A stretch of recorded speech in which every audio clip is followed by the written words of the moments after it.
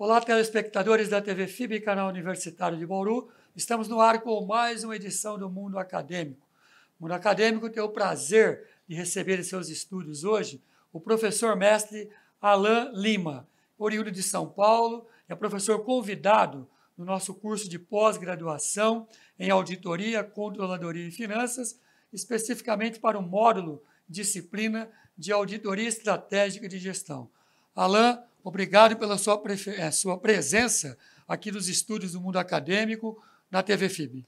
Primeiro, professor Carobino, eu que agradeço a todos vocês, uma boa noite a todos. Já manifestei aí algumas vezes a minha grande honra em poder participar desse projeto, poder participar dessa disciplina de auditoria na pós-graduação da FIB aqui em Bauru. É uma grande honra para mim e eu só tenho a agradecer pelo convite. Hoje o tema é auditoria de gestão. A gente vai discutir com o Alan justamente isso, né, os procedimentos, como isso acontece na auditoria no âmbito interno das empresas e na auditoria externa também. Fique conosco, voltamos já já.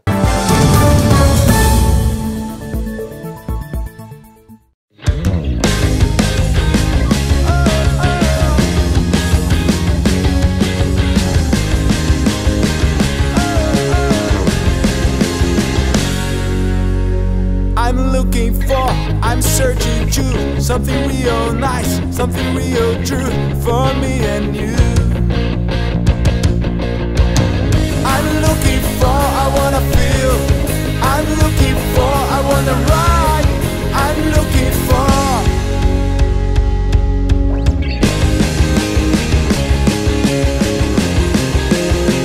I'm looking for, I'm searching to something real nice, something real true for me and you.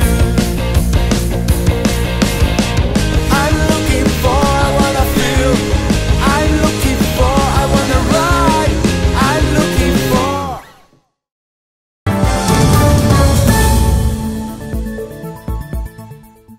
Estamos de volta com o Mundo Acadêmico. Hoje temos o prazer de receber o professor mestre Alain Lima, que é oriundo da cidade de São Paulo e convidado para o nosso curso de pós-graduação em Auditoria, Controladoria e Finanças, onde leciona a disciplina de Auditoria Estratégica de Gestão.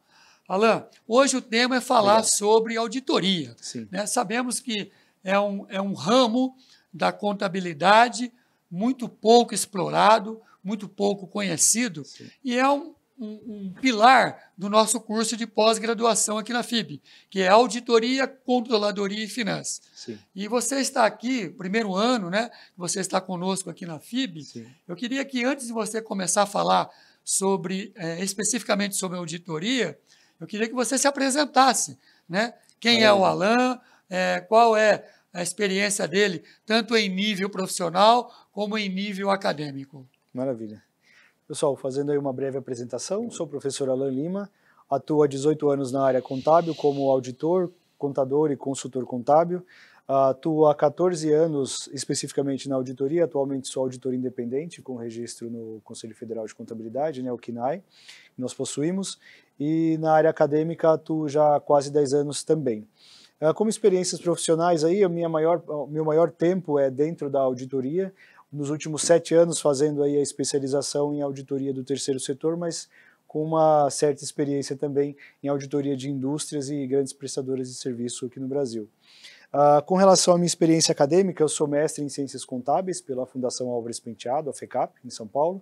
Também sou pós-graduado em auditoria, tendo licenciatura em matemática e também a graduação bacharelado em Ciências Contábeis. Legal, é uma atuação bem... O Alain é muito jovem ainda, né? Mas tem já um campo aí vasto de experiência, principalmente nas palestras, né? E eu tenho certeza que vai ser muito útil esse nosso bate-papo, que você realmente vai estar contando para o nosso telespectador o que vem a ser a auditoria. Eu queria começar justamente nisso, né? Sabemos que a atuação da auditoria está intimamente ligado no âmbito interno e no âmbito externo. Né?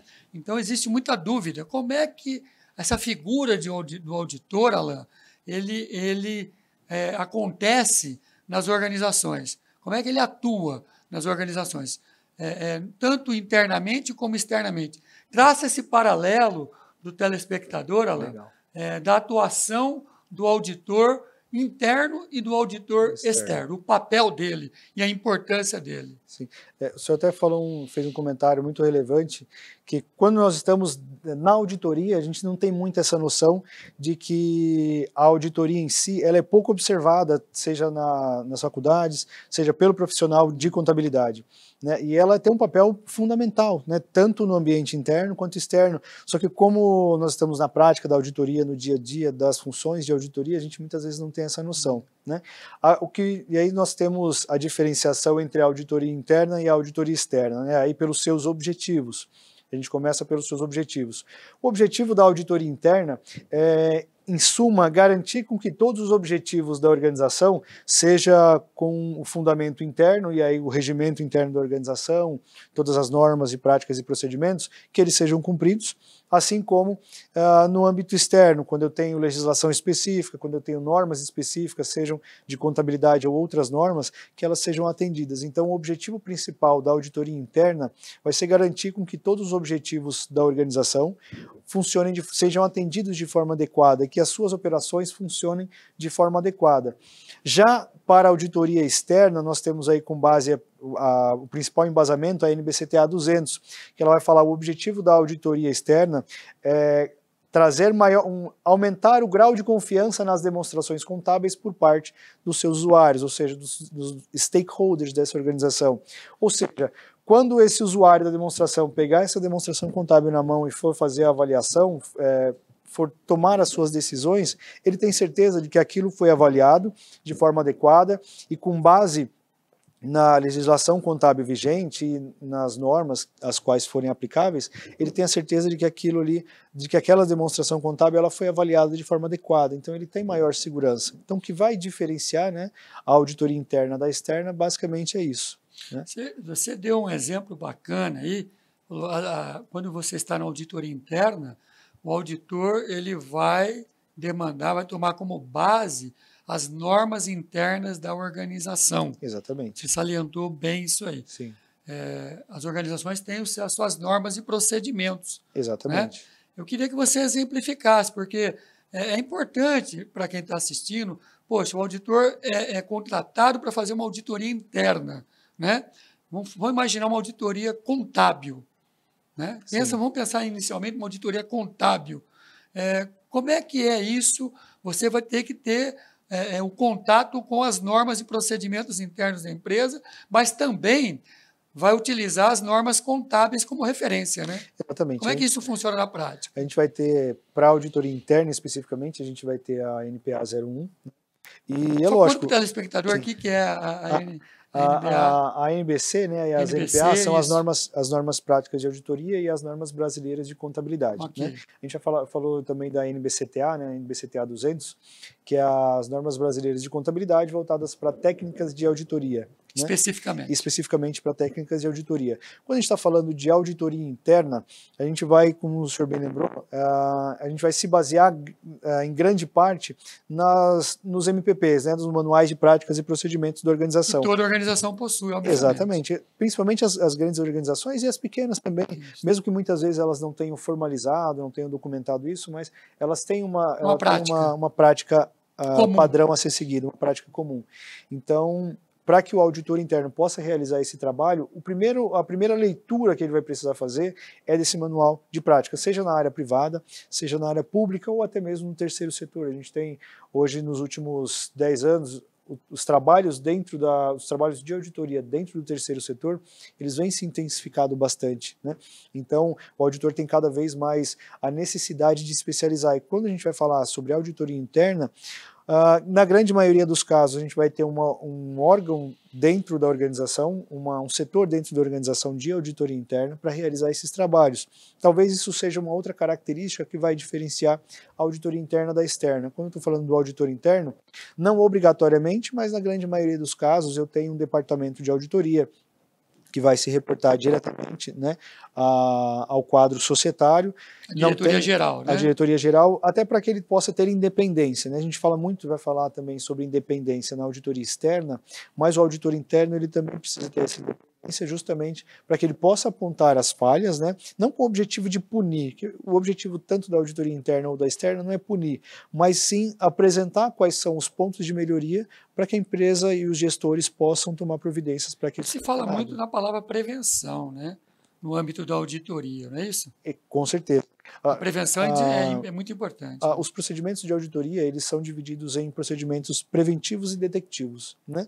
Como é que funciona isso na prática? Os procedimentos preventivos, eles têm o objetivo como Dá alguns exemplos. Sim, o próprio nome já diz, de fazer uma prevenção. Por exemplo, para evitar que, vou falar de uma universidade, né, para um controle muito básico dentro da universidade, para evitar que eu tenha às vezes um furto de alguma coisa ou inibir a incidência de algum crime ou algum pequeno delito dentro de uma instituição superior de ensino, você tem instalação de câmeras, né? É um controle preventivo. Eu estou evitando que algo aconteça ou estou mitigando, né? Na auditoria a gente fala muito em mitigar. São mitigadores o erro, de né? risco, né? São mitigadores de risco. E eu tenho os detectivos, né? Aconteceu o problema, eu preciso detectá-los. Isso a gente vai falar muito na área contábil, quando eu fizer, por exemplo, a conciliação ou a identificação dos saldos, né?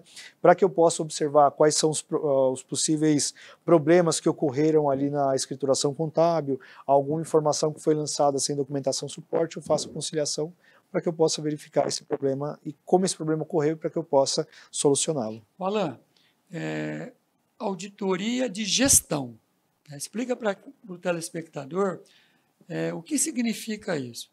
Então, pode ser tanto no âmbito interno, um auditor interno, ou um auditor externo. O que significa auditoria de gestão? A auditoria de gestão, ela vai estar muito pautada, e aí muito mais, é lógico, do que acabou de falar no Manual de Práticas e Procedimentos, mas ela vai estar muito mais pautada nisso, exatamente no Manual de Práticas e Procedimentos, para que esse gestor, ele, com base nas informações que ele possui, e isso vai se confundir muito com o que nós temos de controles internos, né? Um dos passos lá, os dois últimos passos, quando a gente fala dos métodos de implementação de controles internos do COSO, ele vai falar da geração de informação, do gerenciamento dessas informações e da comunicação, né? E quando a gente está falando de auditoria de gestão, é exatamente isso. Quando eu tenho esse manual de práticas e procedimentos, eu tenho todos os procedimentos que são feitos para a boa gestão desse negócio, para que ele possa funcionar de forma adequada, eu tenho controles específicos que vão estar sendo monitorados paulatinamente para que a gestão possa ter embasamento para a tomada de decisão. Por exemplo, assim, vamos esmiuçar isso. Se eu estiver errado, você me corrige. Uhum. Relatórios no âmbito contábil, que chega na mão do administrador, produzido na área de controladoria, etc., Sim. ou contabilidade, como queiram, relatório de custos, né, da produção, etc., e chega na mão do administrador. As normas e procedimentos internos orientam como o que o administrador deve enxergar naquele relatório para poder tomar a decisão. Exatamente. Né? É lógico que a decisão é subjetiva do administrador, que vai ter a leitura daquele relatório para poder tomar a decisão administrativa. Quando você vai fazer uma auditoria de gestão, né? O que você checa no exemplo que eu dei dos relatórios? Um dos primeiros pontos que a gente precisa observar na auditoria de gestão é o aspecto sistêmico.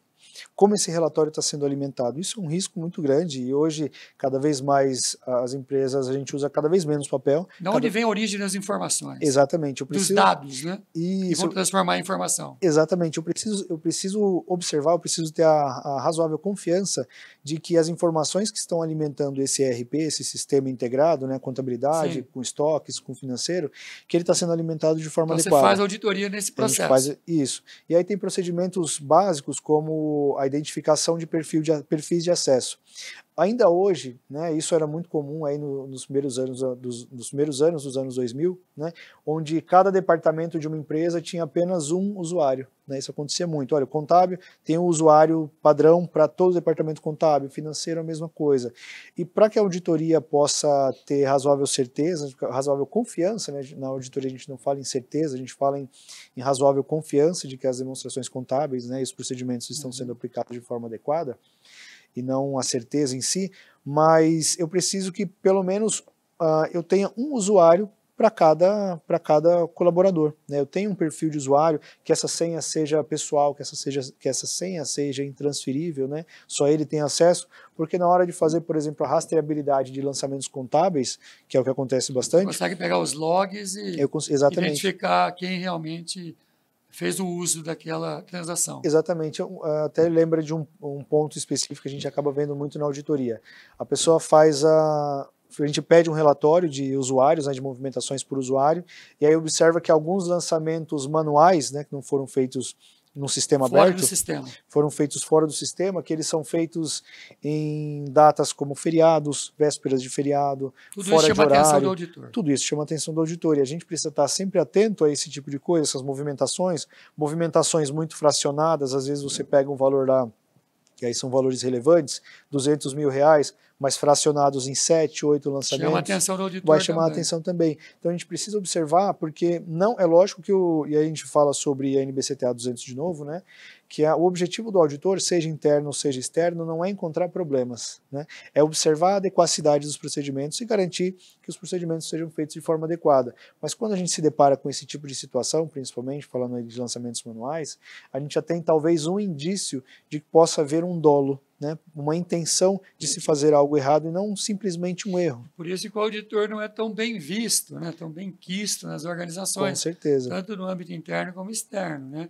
Sim. Porque ele vai lá realmente para tocar, né, na ferida, muitas vezes, e relatar isso para a alta gestão da administração da empresa, né? Exatamente. Muitas vezes cria-se, né, quando a gente costuma falar que quando o auditor chega, parece que chega uma nuvem negra sobre ele, né, então tem toda essa carga, e nós como auditores, nós precisamos, na hora de tratar com o cliente, justamente apresentar essa visão, né, essa postura de que a auditoria, seja interna ou externa, ela tem um papel colaborativo na organização, auxiliar na gestão, auxiliar nos procedimentos, não necessariamente para encontrar culpados. Encontra-se sim quando isso é necessário, mas o principal objetivo da auditoria é encontrar os possíveis pontos de melhoria para que a gente possa seguir com o fluxo das atividades. Redirecionar a gestão da empresa, né? Com certeza. Eu acho um relatório de auditoria bem elaborado, né? Chamou relatório de opinião, né, que você estava comentando comigo, bem elaborado, bem direcionado, pode auxiliar em muito a gestão de uma organização, né? Com certeza, professor. Quando a gente pega uma opinião do auditor, e aí você tem elencados todos os pontos, isso é lógico, nós temos complementações que são emitidas previamente, que é o relatório de pontos de controles internos, por exemplo. Isso muitas vezes dá embasamento para o gestor trabalhar o ano inteiro na solução desses pontos. Isso não é bom só para o atendimento da auditoria, mas principalmente para auxiliar na gestão. No modelo de gestão dele. Modelo de gestão. Ele mudar o modelo, mudar a forma de atuação. Exatamente. Né? Redirecionar a atuação dele. Com certeza, ele vai otimizar processos, muitas vezes ele vai identificar pontos que não estavam sendo atendidos, né? Porque o trabalho da auditoria ele vai muito se embasar também no que a empresa tem de objetivos para as suas atividades. Então é importantíssimo, né, que o gestor ele passe essa visão para a empresa como um todo, que está sendo auditada nesse momento, e que o auditor em contraponto também tenha essa postura de apresentar os seus trabalhos como uma colaboração. Né, como uma colaboração para a gestão, como um auxílio, como uma ferramenta que vai auxiliar esse gestor na sua tomada de decisão. A aderência da empresa a esse relatório de opinião, né, essas mudanças capitais aí que o relatório vai indicar, vai depender muito da empresa, né, porque às vezes a empresa contrata uma auditoria externa, pensa na auditoria externa, e o auditor faz um trabalho magnífico de pontuação, de seleção dos pontos e discussão, fecha os pontos, recomenda as mudanças, faz as propostas de mudança, e mesmo assim a empresa faz aquilo somente figurativo. Tem muito disso também, né, Alain? Tem, professor. Isso acontece muito. Para poder mostrar para o mercado que está sendo auditado, né? Exatamente. Você que tem essa experiência prática, conta um pouquinho para quem está nos assistindo. Muitas vezes, né, o gestor pega aquele relatório, né, a gente faz a reunião, porque antes da gente valida aquele relatório, teoricamente. Exatamente, a gente sempre vai fazer a reunião de encerramento. Né, para apresentar quais foram os pontos que vão ser lançados aí na opinião do auditor, né, no nosso relatório de finalização dos trabalhos. E todos os pontos são elencados. Né? É lógico, com base nisso, se você não tem um ponto relevante, o relatório vai, como a gente chama nas NBCTAs, 700 e 705, vai ser uma opinião sem modificação, porque é uma opinião adequada, né? As demonstrações foram cumpridas, né? Foram elaboradas de acordo. Entretanto, existem alguns pontos pequenos, né, que devem ser relatados. Muitas vezes, o gestor pega essas informações e acaba não fazendo nada. Isso é ruim para ele, porque nos anos seguintes, por não ter feito essas melhorias, os trabalhos vão precisar ser refeitos. Quando você tem, e aí no contraponto, quando a empresa, quando o gestor ele faz a assunção dessas informações e ele toma as providências para melhorar, os controles acabam sendo mais efetivos e quando a gente vai falar no planejamento de auditoria, que a gente vai ter a determinação da extensão, época e abrangência, né? A natureza, a época e extensão das atividades, dos procedimentos de auditoria. A gente consegue reduzir esses procedimentos, e para o cliente isso é bom, porque reduz custos também para ele, né? Para a gente é bom porque a gente tem maior confiabilidade nessas demonstrações, em contrapartida para o cliente é bom, porque reduz os custos, né? O auditor vai cobrar menos horas, ele vai precisar de menos horas, vai precisar fazer um volume menor de testes para obter essa segurança razoável até a emissão da opinião. Por isso que é primordial que o gestor da organização pegue essa opinião, faça avaliação com os seus gestores, com seus braços, seu time, ali, né? com seu time, para que ele possa colocar isso em prática. Isso é muito importante, e não apenas fazer um by the book, né? Pega o relatório, aceitei, tudo bem, coloca na gaveta e guarda. Isso não Mas é acontece também, é importante. Mas saber. acontece demais, demais. E eu queria agora você comentasse, justamente, você comentou várias vezes aí, falou várias vezes das NBCTAs, Sim. né, de auditoria, as normas brasileiras de contabilidade e auditoria. Citar algumas para o telespectador e do que elas tratam. As normas brasileiras de contabilidade técnicas em auditoria, elas vão nortear todos os procedimentos de auditoria. É importante que quando a gente fala assim, o auditor, o produto final do trabalho do auditor independente, do auditor externo, é a opinião. E aí você fala, poxa, mas opinião é algo muito subjetivo, né? Só que justamente por ter esse aspecto de subjetividade, é que todos os procedimentos de auditoria, eles são pautados nas normas brasileiras de contabilidade voltadas para as técnicas de auditoria, para que todo o trabalho do auditor seja feito de acordo com o que a norma manda, com o que a norma determina, para que se um outro auditor vier naquela mesma empresa e se deparar com aquela mesma situação, a opinião que ele vai emitir vai ser muito próxima, se não igual. O objetivo é que ela seja idêntica, que ela seja apresentada da mesma forma, porque ele está aplicando os mesmos procedimentos de acordo com as mesmas normas contábeis, então ele precisa chegar no mesmo resultado. Você citou, eu assisti um pouco das suas aulas também, né, aqui na pós-graduação, e você citava que tem fases, etapas da auditoria. Cita essas etapas, para a gente finalizar, e a aplicabilidade de cada norma nessas etapas. É bem legal isso aí. Bacana. Eu vi você colocando isso na aula, ficou bem acadêmico, bem didático. Sim, é interessante a gente trazer essa apresentação, porque muitas vezes, principalmente até para o auditor, nos primeiros anos, ele começa a fazer a auditoria, já chega na opinião do auditor e ele não sabe por onde passou. É onde começou, lá no planejamento. Exatamente. Qual norma ele se embasa, né? A auditoria ela vai começar antes, inclusive, dos procedimentos de auditoria. A gente vai começar no que a gente chama de aceitação do cliente. O que a auditoria, a firma de auditoria, ela tem de mais valioso é o seu nome e a sua reputação.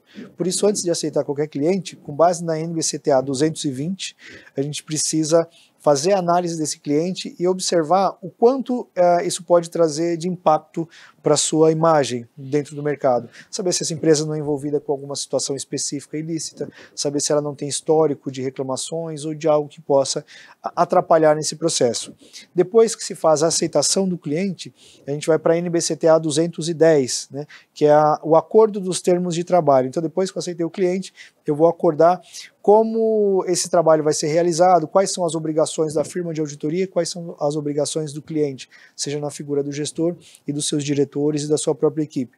Depois que eu fiz o acordo, todo mundo assinamos o contrato, a gente parte para a próxima etapa, que é o grupo das NBCTAs 300, né? Algumas ainda das NBCTAs 200, mas a gente já está no planejamento, a gente vai basicamente para 300, que é a etapa de planejamento. O que a gente vai fazer nesse planejamento? A gente vai avaliar a organização, fazer o entendimento de como ela funciona, conhecer os seus controles, né, observar o que a empresa tem de E você gestão. já está na empresa nessa fase. Nessa fase a gente já está na já empresa. entrou dentro da empresa já. Isso, a gente já está marcando reunião com a gestão, com figuras-chave, né, para conhecer os processos. Conhecer os processos, vou determinar o que a gente chama de materialidade, né, que é um valor que eu vou considerar como relevante para as contas contábeis que eu vou avaliar, para as demonstrações contábeis. Os valores de corte. Exatamente, os valores de corte. E os valores que eu tenho de corte também, né, a materialidade para níveis de erro. Porque muitas vezes a gente identifica erros, mas são erros que para a demonstração contábil daquela empresa são irrelevantes, né? Então a gente julga como relevante, não estende os trabalhos ali. Isso muda de empresa para empresa, muda bastante. De segmento para segmento. O segmento dela vai mudar, o volume de faturamento, a abrangência dela no mercado, o tamanho do negócio dentro do mercado. Então todos esses são aspectos. São variáveis dependentes. Sim, a gente até fala nas próprias normas contábeis, fala-se muito isso, né? E até mesmo do julgamento do auditor, né? Que a gente vai falar bastante sobre a expertise do auditor em fazer esse julgamento. Feito esse planejamento, a gente vai fazer o programa de auditoria, né? Que a gente chama de Audit Program, né? Determinando quais são os procedimentos a serem aplicados, quais são os prazos e qual é a extensão desses trabalhos. Finalizado o planejamento, a gente já determinou aí as nossas visitas para testes de fato, né? Esses testes vão ser feitos nas etapas de pré-balanço e na final, que aí vão levar em considerações as NBCTAs do grupo 500, onde eu vou fazer a formalização. E aí a gente vai testar o mundo dentro da empresa. É aí que gera, né, os papéis de trabalho? Aí é onde a gente vai tirar os papéis de trabalho. E o que é os papéis de trabalho? Os papéis de trabalho, eles são os documentos onde a equipe de auditoria vai... Dá um vai exemplo para nós. Formalizar. Contas a receber, por exemplo. Vou dar um exemplo mais simples ainda. A empresa lá tem um saldo bancário. Nesse saldo, bancos conta movimento. Bancos conta movimento. Lá nesse saldo, a empresa apresenta R$500 mil na conta Bancos conta movimento, seu balanço patrimonial. Como eu vou fazer a validação dessas informações? O documento que eu tenho, né, de mais precisão desse saldo é o próprio extrato bancário. Então, a gente solicita os extratos bancários da empresa, faz o teste de soma para verificar se aquele balanço, aquele extrato bancário realmente apresenta os valores adequados e a soma está adequada. Não sofreu nenhuma alteração. Não teve nenhuma alteração. Na materialidade, né? Que não impacte a materialidade, com certeza. Feito a validação desse relatório, a gente vai fazer o confronto com o saldo contábil para identificar possíveis diferenças. Que foi registrado lá na empresa. Né? Que foi registrado lá em 31/12. Feita essa validação, a gente vai formalizar esse teste dentro do papel de trabalho. Não pode esquecer, o papel de trabalho sempre precisa apresentar objetivo, procedimentos que foram realizados e a conclusão, né? São elementos tive êxito ou não. Do papel. São todos os elementos. São descritivos. Isso, eu vou descrever passo a passo. Solicitei os extratos. Junta documentos? Fiz o teste. Dos papéis? Com certeza. O que a gente chama nas NBCTAs 500 de evidências de auditoria. Então, junta as evidências. Vão juntar as evidências também. Dos papéis de trabalho. Sempre. Para apresentar o papel de trabalho, eu preciso ter evidência. Vou pegar um pouco de água aqui. Legal. Vou rasgando um pouquinho. Pode. Dá uma cortadinha para finalizar. Nossa. Beleza. Secou a garganta. Morrendo tomar. Ô, Alan, você estava falando sobre a questão das evidências do papel de trabalho. O nosso tempo, o Henrique já tá dando um alô para a gente aqui. Nós vai precisar de mais um programa aí na próxima turma que você vier, com certeza. Maravilha. Vamos simplificar aí essa parte didática, operacional. Eu queria que você fechasse esse bate-papo nosso e falasse da sua disciplina aqui no curso de MBA, né, da FIB, de Auditoria, Controladoria e Finanças. Resume como é que você trata as quatro sábados, né? São 4 sábados. Que você vem aqui conversar com os nossos alunos. E como é que você trabalha com os nossos alunos, que têm gostado muito do conteúdo que você tem abordado? Legal. Para a gente trabalhar os aspectos da auditoria, a gente precisa falar muito das normas de auditoria, não tem como fugir, até porque, como a gente falou, né, por se tratar de opinião, eu preciso, de fato, estabelecer quais são os procedimentos mínimos a serem seguidos. E para isso o auditor precisa obrigatoriamente conhecer, seja as normas contábeis ou seja o manual da empresa de auditoria. E não é o que vai dia a dia trabalhar. dos alunos, né? Exatamente. Muitas Essa vezes não talvez seja a dificuldade. Né? Sim, por isso que é interessante, a gente, quando traz para a sala de aula, é isso que a gente vem trabalhando com a turma, trazer essas normas contábeis, mas muito mais do que fazer a leitura, a gente não faz leitura de norma na sala, né? É proibido fazer leitura de norma. Por quê? Porque eu preciso trazer a experiência prática viva disso. Exato. Então a gente traz experiências de clientes que a gente já teve, de casos, a gente sempre traz algum caso que saiu na mídia, que foi noticiado na TV, algum caso específico que a Receita Federal apresenta, de problemas, ou até de situações positivas também, para a gente trazer esses bons casos e mostrar a relação disso com as normas de auditoria. É muito importante, né, que o aluno tenha essa noção e tenha essa vivência e enxergar como isso acontece realmente na prática. Legal. Alan, para encerrarmos o bate-papo, fale para o telespectador algumas recomendações, aquele empresário, né, que está assistindo o nosso programa, que achou legal, poxa vida, eu não tinha pensado em contratar um auditor externo aqui para checar os meus processos de negócio. Fale para esse telespectador aí da importância desse empresário e o que isso vai beneficiar o negócio dele. Poxa, legal. Para você que é empresário ou conhece, né, alguém que possui uma empresa e tem a necessidade de aprimorar as suas técnicas de gestão, não apenas a gente tem, o gestor ele precisa observar a auditoria, precisa entender a auditoria muito mais do que apenas uma obrigatoriedade, Exato. mas uma necessidade para a sua gestão. Então procure um profissional de auditoria, procure uma firma de auditoria, e aí se você tem um porte maior, você vai procurar uma empresa de porte mais robusto. Se você é um microempresário, um empresário de pequeno porte, fala, poxa, eu preciso melhorar a parte dos estoques da minha empresa, o imobilizado, a gestão do financeiro, eu preciso fazer uma avaliação no processo como um todo, preciso desenvolver um manual de práticas e procedimentos, o que acontece bastante, procura uma firma de auditoria. Daí, se você pretende se especializar, procura aqui a FIB, com certeza a gente vai encontrar aqui profissionais de ponta que vão saber te orientar e dar os melhores caminhos a serem seguidos. E a nossa pós-graduação, né, Alan? Que também tem, já estamos aí com 12 anos de curso de auditoria, né? E tem formado profissionais que têm ido para a área, né? Isso é bacana. E a gente orienta trabalhos de conclusão de MBA e os alunos têm se debruçado em cima de temas voltados tanto para a auditoria, que é um pilar do nosso curso, como para a controladoria e também para a área financeira, que são demandas distintas do mercado, mas que tem muita carência. A gente tem observado isso no dia a dia, né? Você que está aí no mercado pode dizer com propriedade sobre isso, dessa carência. Muitas vezes a gente tem dificuldade de encontrar profissionais que busquem essa especialização, né? Por isso que esse trabalho que a FIB faz, né, com essas disciplinas, com esses cursos de MBA, de pós-graduação, são muito relevantes perdão, para a formação desse profissional e para o aperfeiçoamento, para na hora que ele chegar no mercado de trabalho, ele tenha conhecimento e consiga colocar em prática aquilo que as normas exigem e possa auxiliar esse gestor de fato, né, no aprimoramento dos seus procedimentos dentro da sua organização. Perfeito.